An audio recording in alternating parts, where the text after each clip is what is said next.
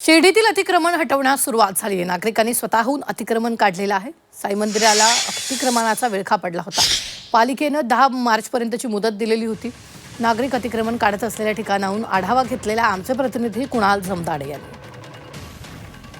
शिर्डी शहरातील साई मंदिराच्या अगदी लगतचा परिसर म्हणजे लक्ष्मीनगर परिसर आहे आणि या लक्ष्मीनगर परिसरातील अतिक्रमण धारकांना नगर परिषद प्रशासनाने मागील महिनाभरापूर्वी अतिक्रमण खाली करा अशा नोटिसा दिल्या होत्या। या अतिक्रमण धारकांनी अगदी साई मंदिराची जी लगतची बाजू आहे म्हणजे लक्ष्मीनगर परिसरामध्ये अतिक्रमण केलेलं होतं। मात्र त्या अतिक्रमण धारकांना नगर परिषद प्रशासनाने मागील 1 महिन्याच्या कालावधीपूर्वी नोटिसा दिल्या होत्या, अतिक्रमण खाली करा अन्यथा आम्ही 10 मार्चच्या नंतर हे अतिक्रमण जमीनदोस्त करू असा इशारा नगर परिषद प्रशासनाने दिला होता। मात्र तत्पूर्वीच ही नोटीस मिळाल्यानंतर या नागरिकातील जे रहिवासी आहेत किंवा अतिक्रमण धारक नागरिक आहेत त्यांनी स्वतःच आपापले जे अतिक्रमण आहे ते काढण्यास सुरुवात केलेली आहे आणि गेल्या 8 दिवसापासून हे जे अतिक्रमण केलेलं होतं ते स्वतःहूनच हे नागरिक काढून घेत असल्याचं चित्र जे आहे ते बघायला मिळत आहे।